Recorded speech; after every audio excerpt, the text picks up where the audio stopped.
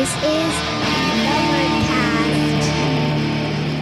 Introduced me to Casey Neistat. Casey, I guess, is probably I would probably say the godfather of vlogging. Yeah. And you figured it out. And I don't, and this is my I have a bone to pick with Casey. Oh gosh. But by the way, it's just as a fan. I can't wait to hear it. It's just as a fan. It's like sometimes the aw shucks celebrity of him rubs me a little like I'm like you're not an idiot. I know you're not an idiot. You're pretty you've got agents. You're not like the ego of the vlog I disconnected with. I found it very Dane-esque. Like this like I got a secret coming out in 3 episodes. I understand that's how you have to do it, but that's not what I enjoyed about it. What I enjoyed about Casey, like what got my dick hard about Casey Neistat was his organizational skills. Dude, go. That guy's office. I walked into his office for the first time last week. You know what the first thing out of my mouth was? I said, Casey, who organized this place? You or an assistant? He did.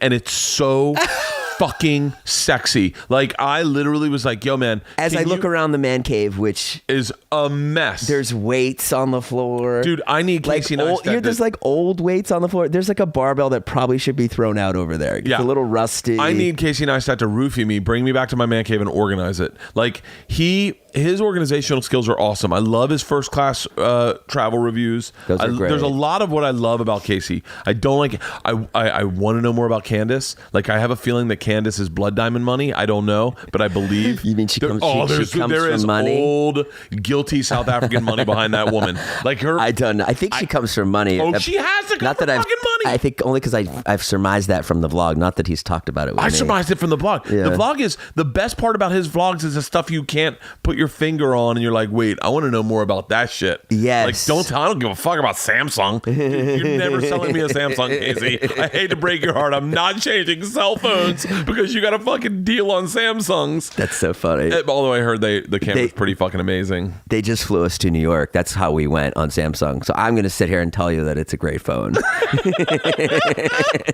Dude, that's how we went on the jet. I saw you with Casey Neistat and I was like, that's pretty cool. Here's what I'll say about him is that I was a fan. I got turned on to him really late. And by the way, I'm shitting on him a little bit, but I'm shitting on him as a person who's watched probably all of the vlogs, 1,000 episodes of what he's done. Yeah. So no, you're okay. First, he would take that criticism. I think when I met him, I was like so in awe of him, and then. Actually, it was one of the only times in my life where somebody like Doug Stanhope lived up to what you thought about him. Really? Yeah. Like I sat with him. He he organized this thing on a private jet. We got there.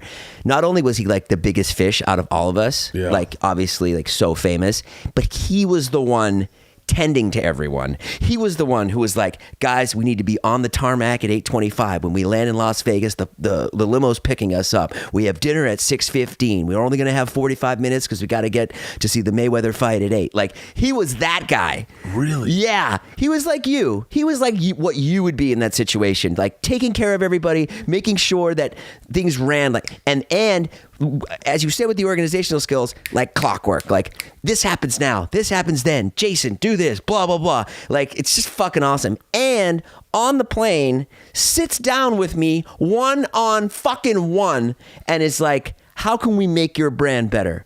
What can we do? What is your brand? Have you thought about it? I was like, no, Casey, I hadn't thought about my brand. He's like, what is it? And he probably sees you as someone who's an outlier. Grab this and send this to Casey Neistat. Here's what I need out of you, Casey. Okay, more organizational videos. I love your jogs; they're super inspirational.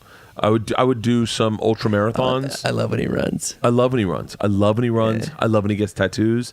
I like when he plain stuff. I like when he gets a little project under his hat and he's like, this is my favorite leather jacket. I'm going to redo this leather jacket. I'm going to go down. This is my guy. I love that shit. Yeah. Love, I'll tell you what I do not like. I don't like private helicopters.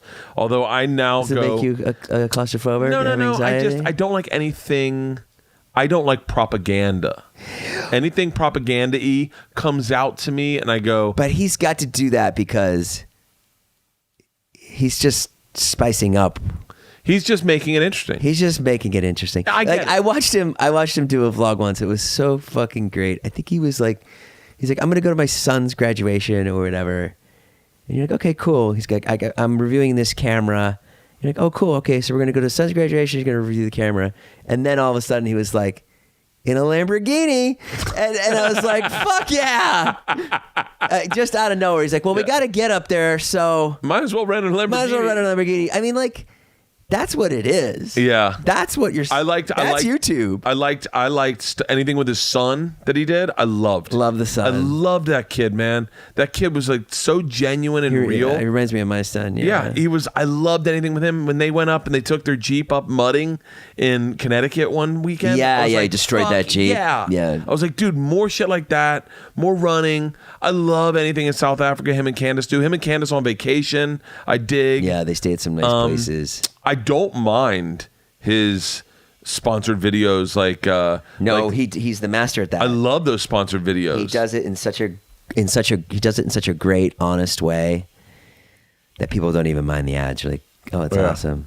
I'd like to. Maybe when I go to New York, I'll invite him out to a show or something. But I wouldn't want him to vlog it. I just would want him to come see me do stand up. You know. I would call him for you. I don't have his phone number. No, I don't.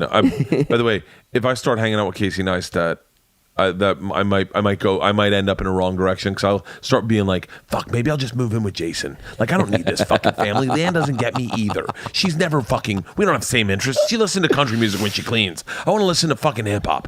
Maybe I'll just go over to the night and see if they want to get drunk tonight. Hey guys, dude, you should come over. I'd like to hang out with you guys just to see where everyone's head's at. It's fun. It's really cool to hang out with people in their 20s because you get a whole different perspective. You're like, well, I'll be drinking in November. Let's make it happen in November. There was a breakup that happened amongst the group, and it was all over Twitter. It was a public war. Girl and guy, or girl and guy. Public war between them with other friends jumping in, saying stuff, and I was like, wow, that's crazy. And to them, it was like, yeah, I mean, you have to do this. You've got to protect, what the other person's saying about you. You've got to fire back. And I was like, that's wild. Can you imagine you and Leanne taking to Twitter during a fight? No, for the record, if Leanne and I break up, I will just simply destroy her on Twitter. She won't have a side to fight from. I'm going to paint the picture the way Mussolini would have painted it. And gone, guys, she fucked up. We had to split up. It's Leanne's fault. Oh, fuck. I can't imagine that. Yeah, there's a lot of weird stuff like that.